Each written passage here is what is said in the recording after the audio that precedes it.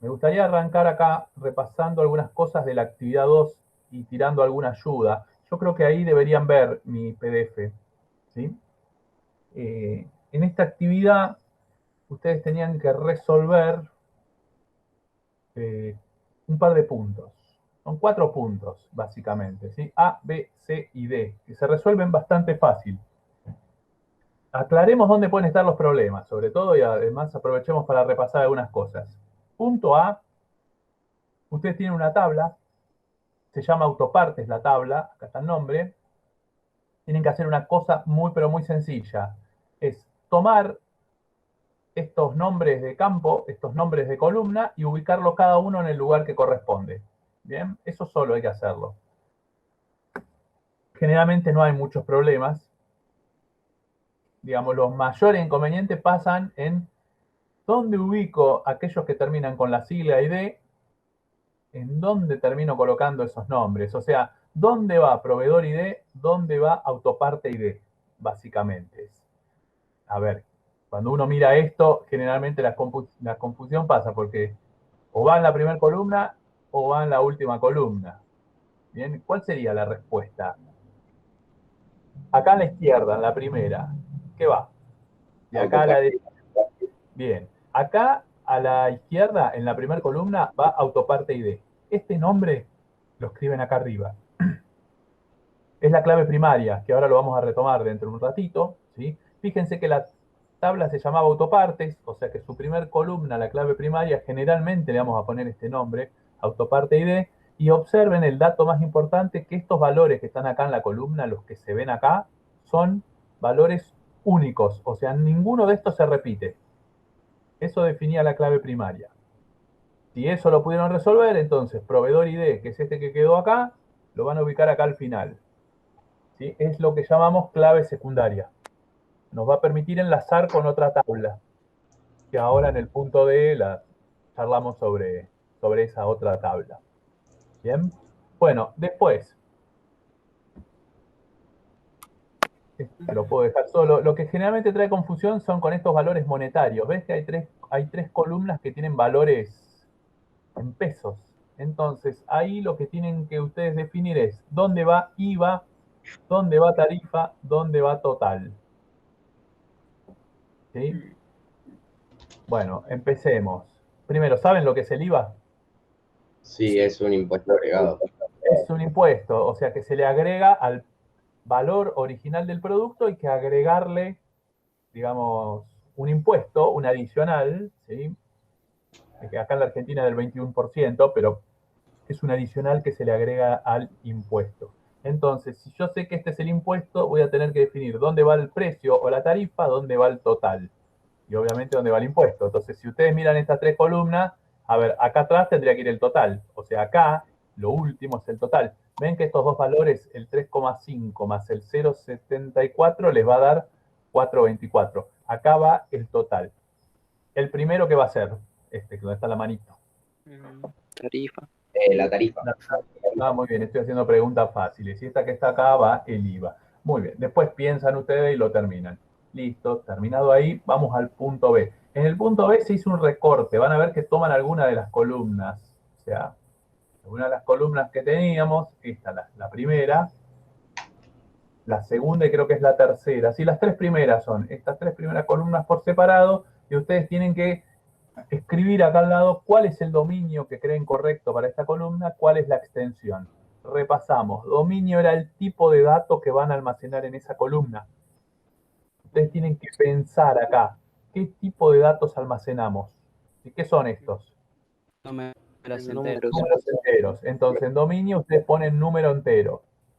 Y en extensión, se fijan cuántos dígitos estamos usando. ¿Sí? Sí. No 5. No pongan 99.999. ¿Sí? Que si ponen eso, se van a estar equivocando. Ustedes tienen que poner en extensión cuántos dígitos están permitidos ingresarse en esa columna. Si ustedes ponen 99.999, toda esa cantidad de dígitos yo podría escribir en una de estas columnas. El número lo voy a terminar escribiendo en notación científica, porque es una locura la cantidad de valores numéricos que pueden ponerse hacen eso. O sea que acá escriben un 5. ¿Esto se entendió lo de la extensión? Sí. Sí, Creo que sí. lo habíamos hablado, pero bien. Si no, ahora me preguntan, ¿bien? Ahora, los otros dos son más simples, porque en realidad yo veo que acá en el dominio voy a tener que escribir texto. Ojo con la extensión que pongan, ¿sí? Porque ya no pasa como con los números. O sea, poner una extensión 5 acá, porque la palabra junta tiene 5 letras y llave tiene 5, no sería lo correcto, porque si yo algún día tengo una categoría o un nombre de producto que se pase los 5 caracteres, no lo podría terminar de escribir. Entonces el texto, la extensión, se lo piensa de forma distinta. Se lo piensa algo así como, ¿cuál es la categoría más grande que algún día puedo llegar a escribir? A ver, ¿cuántos caracteres puedo usar? Y no sé, 15, 20. Bueno, defino ese valor como extensión máxima. Es un número que tienen que definir ustedes, no hay una receta, no es que hay una única respuesta correcta. ¿Cómo se encara esto? Si ustedes escriben un 5 está mal porque se quedaron cortos. Si escriben un 15, un 20, hasta un 10, y bueno, es aceptable. ¿Sí? Si escriben un 3000 acá, no tiene sentido, porque no hay ninguna categoría que me vaya a implicar, me vaya a necesitar 3000 caracteres. Entonces, ustedes tienen que jugar con cierto margen. Lo mismo pasa acá. Ustedes piensen que esto es una descripción del producto, ¿bien? Obviamente el dominio va a ser texto y la extensión, no cuenten cuál es el texto más largo que está acá, porque puede ser que algún día tengan una descripción más grande, más extensa, y no puedan terminar cargándola. Repito para cerrar el tema de la extensión. Cuando ustedes crean la tabla, tienen que definir cuál es la extensión de datos que va a soportar esa columna. Y si ustedes ponen 15 caracteres acá, si en la descripción tiene 18 caracteres, el usuario tipea, intenta almacenar eso, pero le va a guardar los primeros 15. Los últimos 13 los va a recortar, no van a quedar almacenados en ningún lugar. Bien. La pregunta C es simple. Tienen que marcar de esta primera tabla que terminaron hace un ratito cuál es la clave primaria y la clave secundaria. Se lo voy a dejar que lo piensen ustedes, eso, porque además no tiene mucha dificultad. Y en el punto D, lo que tienen que hacer es crear una tabla ustedes. La tienen que dibujar. Bien. En esa tabla van a tener que, bueno, dibujar la tabla, van a tener que poner el nombre de las columnas en cuestión, después de leer esta descripción que está acá, y tienen que inventar los valores. O sea, cuando les pida un número de teléfono, por ejemplo, inventan un número de teléfono. No vamos a mirar eso. Lo único que no pueden inventar son los valores de clave primaria. Se deducen eso. Y ahora vamos a pensar un poquito en esto y ya cerramos actividad 2. Bueno, a ver, fíjense, realice un diseño personal para crear una tabla que se llama proveedores. O sea que ustedes van a tener que dibujar la tabla que se enlaza con esta. Esta se llamaba autopartes, la que dibujan ustedes se llama proveedores. Les dice, tengan en cuenta que se desea almacenar información del proveedor, o sea, la dirección del proveedor, el nombre del proveedor, nombre del dueño, el número de teléfono y la dirección de correo electrónico. Esas 4 cosas sí o sí hay que almacenarlas. Ayuda con respecto a cuando ponen el nombre de columna.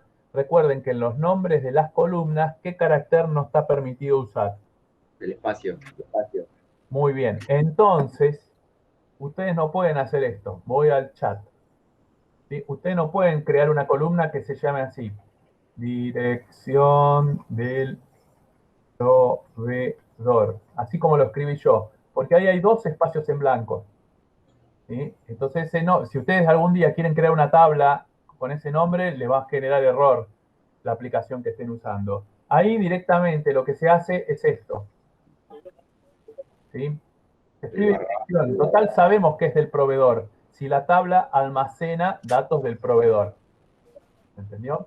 Observen un detalle, nunca usé el acento. Es una práctica que yo recomiendo. O sea, recomiendo escribir mal.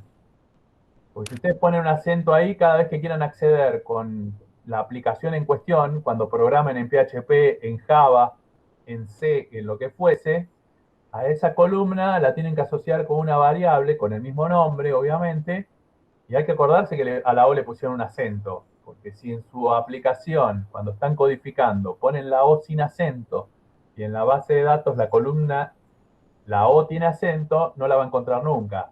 Son objetos distintos. Yo suelo no usar los caracteres acentuados. Me saco el problema de encima. Total, no está el profe de práctica del lenguaje acá que me corrija, ¿bien? Una cosa que a veces se puede hacer es esto. Miren, vuelvo a escribir en el chat. A ver. Algunos hacen esto para aclarar.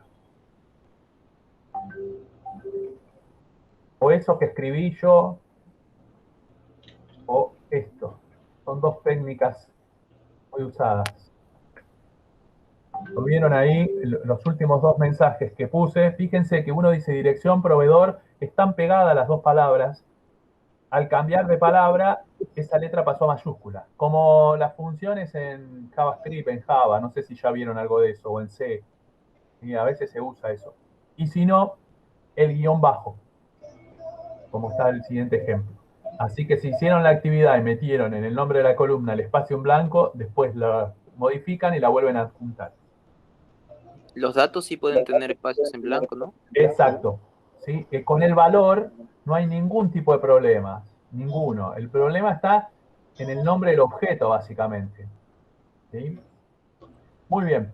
Tienen que crear una clave primaria, que es lo que dice aquí. Obviamente también se incluirá una clave primaria que permitirá, obviamente si la tabla se llama proveedores, y ya acá estaba la pista, por acá arriba ustedes le van a poner este nombre a la clave primaria, ¿no?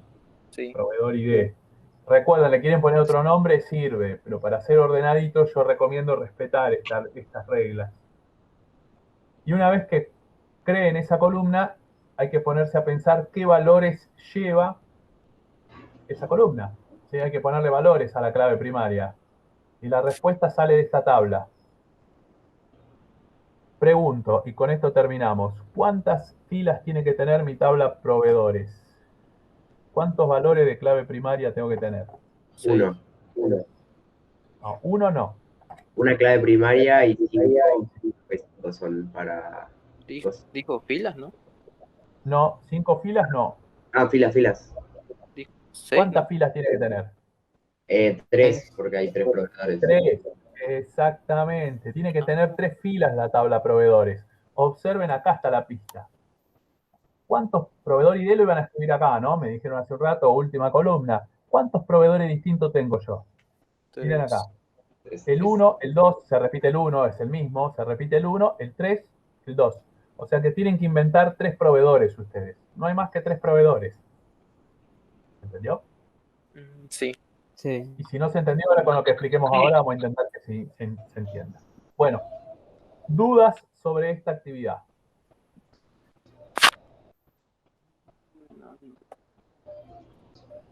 Samira puso 3, está perfecto, respondió por ahí. ¿Todo bien? Samira pregunta, ¿tenemos que rehacer lo que está mal? Yo creo que ustedes ven el chat igual, pero por las dudas para que quede grabado. Yo recomiendo que la rehagan sin ningún tipo de problema y la vuelvan a adjuntar. Yo voy a corregir mañana. Y si las corrijo, ustedes no llegaron, ustedes después la vuelven a enviar. ¿Está bien? Así les queda bien la actividad. Con respecto a las actividades, siempre es importante, yo sé que es medio denso hacer las actividades. Pienso actividades que se puedan resolver rápido, no tienen que escribir, o sea, no le mandamos a escribir 6 hojas. Es para que lo puedan resolver rápido y sobre todo de una semana a la otra puedan, como todos estos conceptos ya hacerlos naturales y que a la clase siguiente parezca fácil, porque si no se hace, digamos, no lo terminan de aprender, me escuchan nada más, que no es la idea. Bueno, ¿no hay más preguntas sobre esto? No. Muy bien. Perfecto. Vamos a unos minutos más. Por acá, no, por acá tenemos... Bien, vamos a agregar alguna cosita. No hay mucho. Ahí ya pueden ver que son 2 pantallas, básicamente las que vamos a aclarar hoy. Bien, vamos a cerrar el tema de las claves. Clave primaria y secundaria. Pero empecemos a pensar algunas cosas, sobre todo cuando ya sabemos que tenemos tablas relacionadas. A ver, acá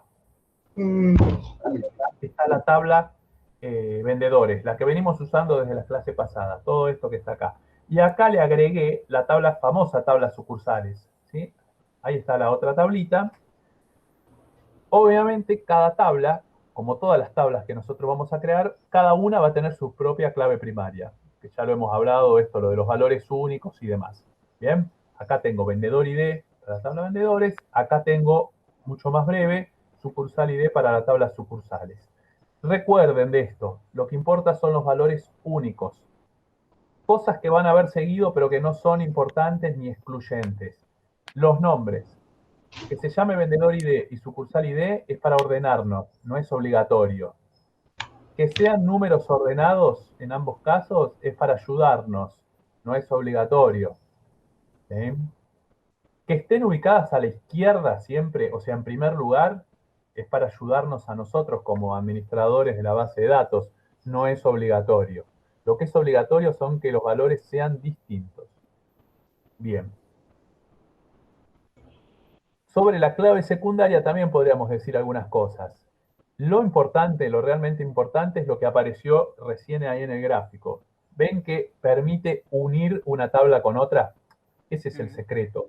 Permite, como dice acá, la clave secundaria, esta palabra está buena, vincular, ¿ven? Vincula los datos que están en una tabla con los que están en la otra. O dicho de otra forma, si yo elimino esta columna, pierdo el nexo o pierdo la conexión entre las dos tablas. Es muy importante. Después, que los valores sean repetidos no tiene importancia acá. Que sean números tampoco es lo importante. Que su nombre termine con ID tampoco es lo importante. Y que la ubiquemos sobre la derecha, al final de la tabla, como todas estas cosas que estamos diciendo, sirve para ordenarnos, no porque no vaya a funcionar. De hecho, hay gente que las claves secundarias las define acá, miren, después de las primarias. Eso es común, lo van a ver varias veces. A mí me gusta separarlo para que quede bien claro.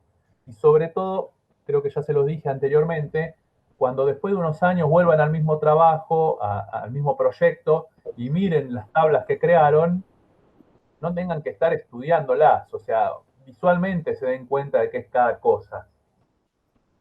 Bien. Agrego un detalle más y después vamos a ver si hay alguna pregunta. Fíjense, olvídense de vendedor ID acá.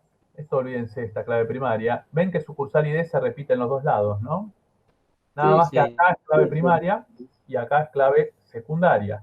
Bueno, si yo me quedo con estas dos tablas nada más, la que contiene la clave primaria en el vínculo, o sea, sucursal ID acá abajo, a esta tabla de acá abajo la voy a llamar tabla padre. En la que tiene sucursal ID como clave secundaria o foránea, la voy a llamar tabla hijo. Quiere decir que la tabla vendedores depende de la otra, básicamente. Eso es lo que está diciendo. Bien, recuerden esos nombres, sobre todo para la clase que viene, que lo vamos a usar bastante. El otro día los chicos me preguntaban del otro grupo, la tabla vendedores es tabla hijo, o sea, la que está arriba es tabla hijo, la tabla sucursales, que está abajo. ¿Puede ser padre de otra tabla? O sea, esta tabla que está acá, la de arriba. ¿Puede ser a su vez padre de una tercera tabla que ahora no estoy viendo? sí. Bueno, la respuesta es sí. De hecho, si alguna vez dibujan la tabla ventas, después lo vamos a agregar, ventas es hijo de vendedores. Bien. También me preguntaron si existía tabla nieto, tabla abuelo, no existe eso, ¿está bien? Si quieren llámenla así, pero no existe, no tiene sentido.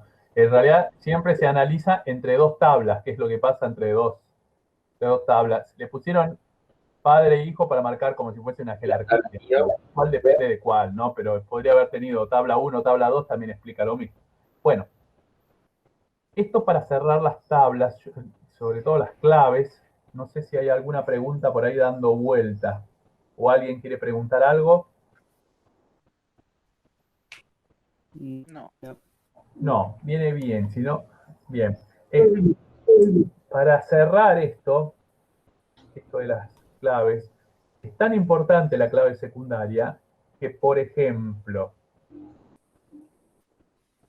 si yo les digo, bueno, tengo una vendedora que se llama Sandra Velastegui, les pregunto, ¿no? A ustedes. Y yo les pregunto, ¿en qué localidad trabaja?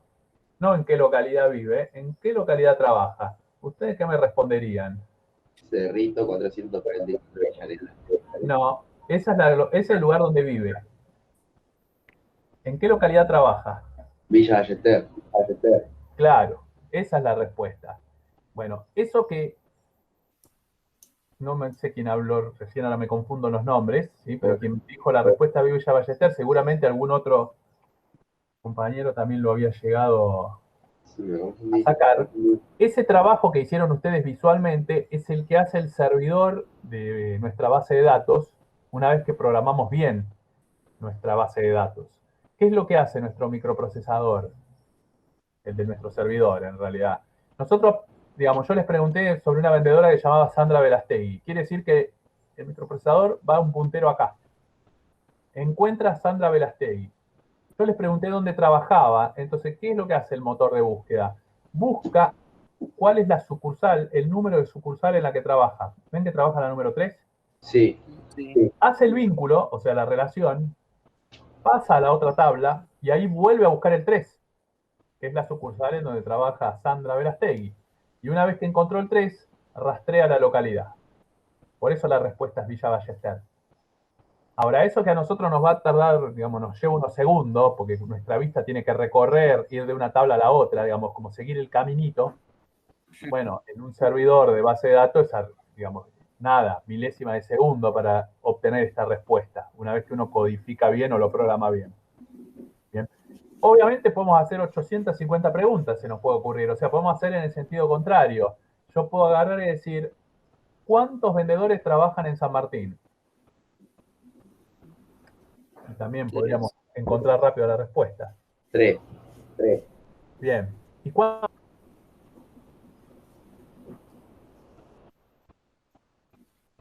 Se cortó.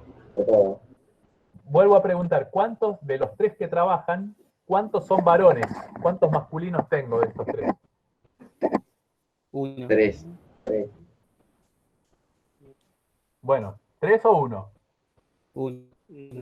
2. 1 es la Cecilia. respuesta. Muy bien. Porque ahora, Marita.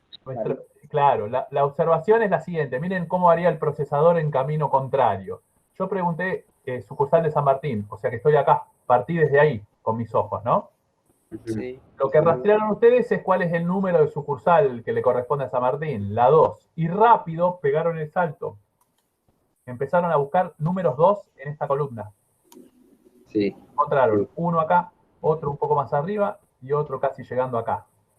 Está bien que sean 3 vendedores. Después yo les pregunté cuántos de estos 3 eran varones. Entonces ustedes tuvieron para cada uno de ellos pegar el giro acá.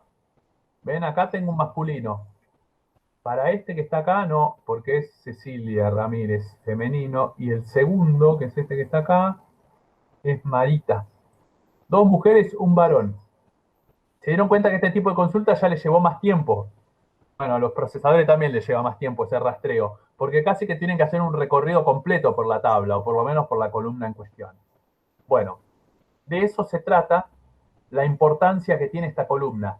Si la hubiésemos quitado, si yo se la ocultaba esta columna, ustedes no me podían responder nada, ninguna de las 2 preguntas que yo hice. Podían adivinar, digamos, pero bueno, no es ese. ¿Está bien? ¿Se entiende por qué Sí. la clave secundaria es clave? Bueno, es clave, es importante. Además de ser clave, es importante, es fundamental. Bueno, muy bien. Muy bien. Creo que está solucionado esto. Bien, vamos a pasar a lo último que tenemos para hoy. Es fácil de entender, quizá más fácil que esto. Bueno, muy bien. El tema que nos toca ahora se llama integridad, ¿sí? Integridad, palabra que, digamos, se la van a acordar solo para saber que el tema se llama así. Nosotros la vamos a entender, o sea, la definición de integridad es esto que tenemos acá, lo que está ahí sombreado de color gris. Son restricciones que buscan preservar coherencia de los datos almacenados en la tabla. Bueno, esa definición también la van a leer, la van a intentar comprender, pero van a recordar siempre que lo que buscamos con esta herramienta, la herramienta integridad, es que los datos tengan lógica o tengan sentido. ¿Sí? Que no pierdan nunca la lógica, que nunca pierdan sentido. Que todo lo que se almacene, digamos, sea razonable, no haya datos incoherentes, básicamente. Vamos a buscar justamente limitar, dicho con otras palabras más fáciles de entender, vamos a limitar de todas formas la posibilidad de error. ¿Sí? Ahora vamos a ver por qué. Porque son 3 los tipos de integridad que yo puedo aplicar. Hay 3 niveles de integridad. Hoy vamos a aprender los 2 primeros que son los más fáciles, ¿sí? Y el otro lo dejaremos para la próxima semana. Quédense con estos últimos que yo les dije. Vamos a intentar con estas herramientas limitar el error. Recuerden que la tabla no la van a cargar ustedes, la va a cargar un usuario final, ¿sí? Ustedes la van a diseñar la tabla, la van a crear, pero no son los que cargan los datos. Entonces, como no son ustedes los que cargan los datos, hay que cuidar mucho, hay que evitar todo posible error durante la carga de datos, porque puede generar incoherencias. Bueno, con estas herramientas intentaremos que los errores sean mínimos. Bueno, el primer tipo de integridad se llama de datos requeridos. Ese es el nombre que tiene. Acá está. Bueno, ahí está la definición. Dice que se impiden valores nulos o vacíos. Vamos a contarlo con palabras más fáciles también. Cuando yo agarro una columna, cualquiera, la que se me ocurra no, la que sea importante, ¿no? Pero agarro cualquier columna y cuando estoy creando esa tabla, digo, esta columna quiero que tenga datos requeridos. Lo que estoy diciendo es que en el momento de cargar la tabla, sí o sí hay que escribir algo ahí adentro. O sea, no puede quedar en blanco. Está bien, no me lo puede dejar vacío. Fíjense que creo que acá atrás había algún nulo. ¿Ven en dirección? Sí. Acá tengo nulo. Eso quedó vacío. Bueno, cuando ustedes agarran una columna y la definen como de datos requeridos, eso no puede pasar. Hay que tomar las columnas que sean, digamos, cuyos valores para nosotros sean muy importantes, no nos puedan faltar. Esto obviamente es una decisión nuestra, no hay un manual con receta a seguir, ¿sí? Nosotros tenemos que ver, por ejemplo, miren esta tabla de acá arriba, se llama concesionarias esta tabla, ¿sí? Tiene datos sobre las concesionarias de una empresa que vende automóviles, vamos a pensar así. Clave primaria, concesionaria ID, la dirección de la concesionaria, en qué barrio está la concesionaria, cuál es el código postal, si le quiero escribir una carta a esta concesionaria, cuál es el nombre del dueño, cuál es el apellido del dueño y cuál es el DNI del dueño. Bueno, yo acá en mi diseño lo que decidí es que no me puede faltar nunca el DNI del dueño. Cuando se cargue esta tabla, sí o sí eso lo va a tener que anotar quien la esté cargando. Entonces agarré la última columna y la diseño con el formato datos requeridos. ¿Se entiende? Sí. Sí. Muy bien. Acá a veces las preguntas son, ¿puedo agarrar todas las columnas y poner a todas como datos requeridos? Y la verdad no sería lo importante, ¿sí? Van a volver loco al usuario que tenga que cargar si le falta algún dato alguna vez, no puede avanzar. Ustedes imagínense que no tiene el código postal del vendedor 5 acá. Y ustedes a esta columna la hicieron datos requeridos, no va a poder cargar lo siguiente, la base de datos lo va a frenar ahí. Entonces no es muy inteligente poner a todo dato requerido. Tienen que dejar reservado el dato requerido para cuando ustedes quieran ese dato sí o sí. Bien. Otra pregunta que me hacen a veces es, ¿las claves primarias y secundarias pueden ser datos requeridos? No es necesario, porque por ser claves vamos a estar obligados a cargarlas.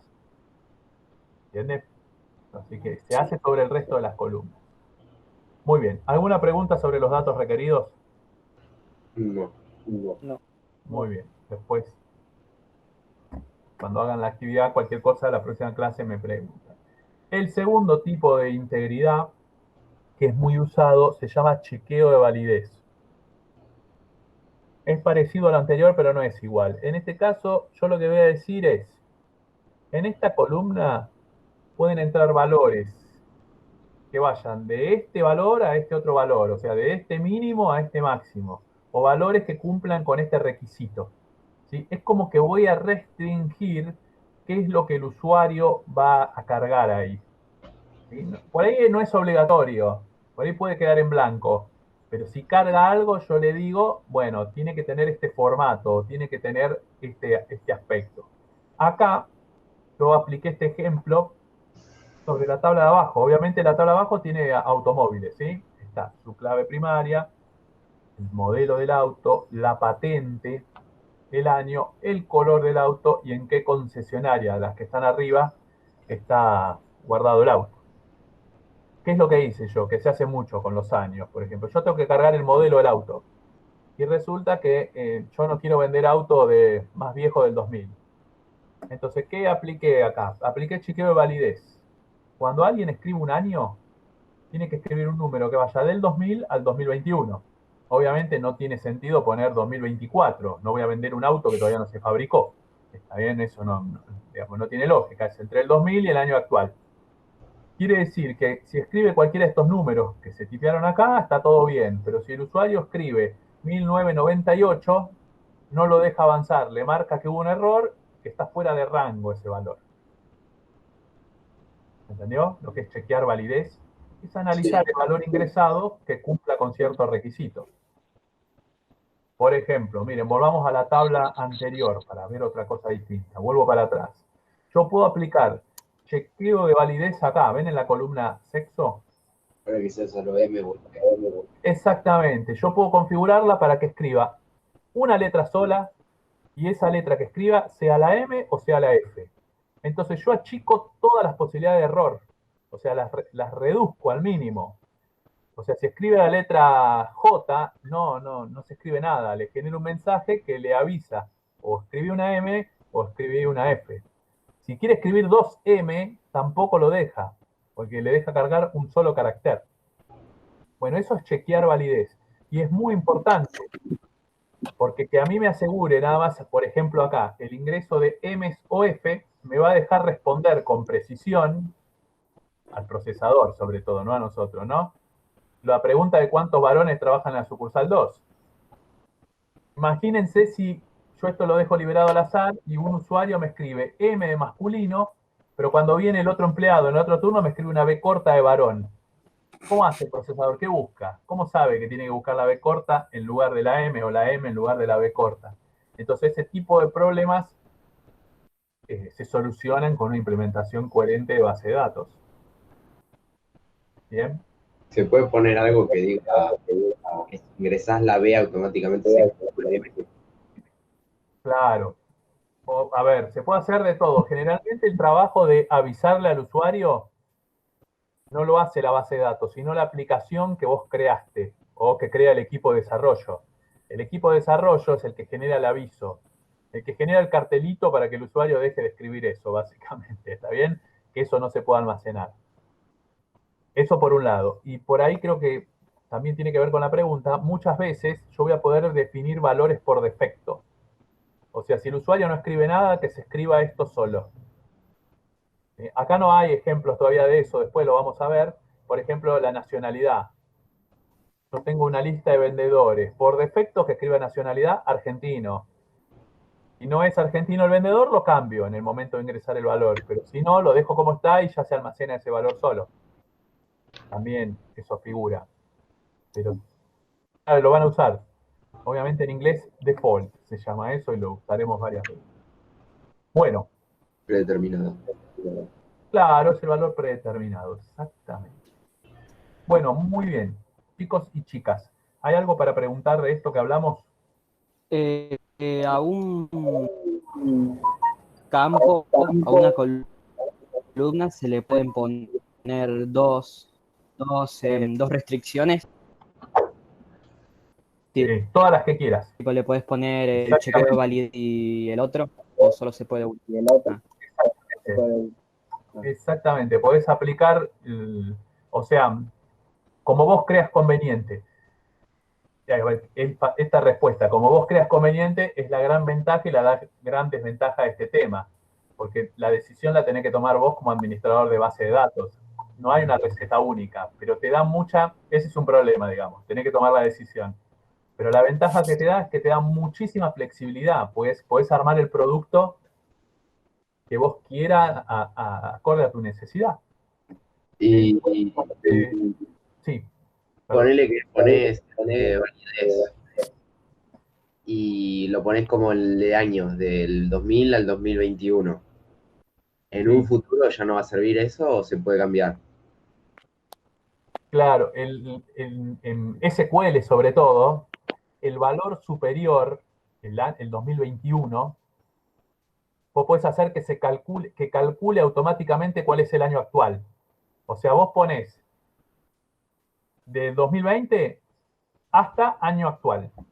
Y la misma base de datos, como está, obviamente mira el reloj del sistema, el reloj del servidor, averigua cuál es la hora, deduce cuál es el año y compara contra ese límite. ¿Se entiende? Sí. Eso es muy, muy frecuente. Si tu reloj está mal, se jode, dice Samira, con esa precisión de técnica en programación. Exactamente. Pero también hay una solución para ese problema.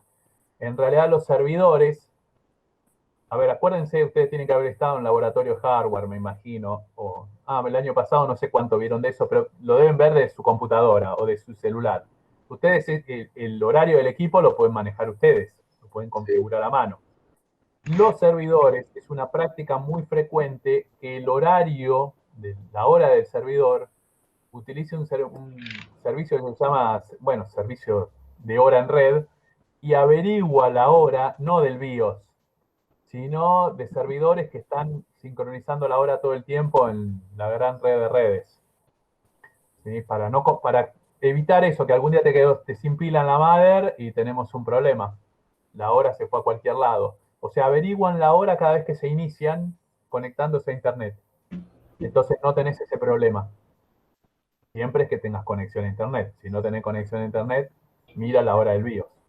Pero supuestamente en una empresa o en algún, eso es un problema menor. ¿Quedó claro? Sí, sí. Sí. Bueno, muy bien. Sí. Bien. Bueno, la idea sería liberarlos. ¿Sí? Voy a publicar esto y la clase de hoy más la actividad 3 seguramente mañana. Cualquier duda me consultan por ahí. ¿Listo? Dale. Sí, sí. Sí. Buenísimo. Bueno, les mando un abrazo, chicos. Estamos en contacto. Chau, chau. Buena semana. Chau, chau. Chao.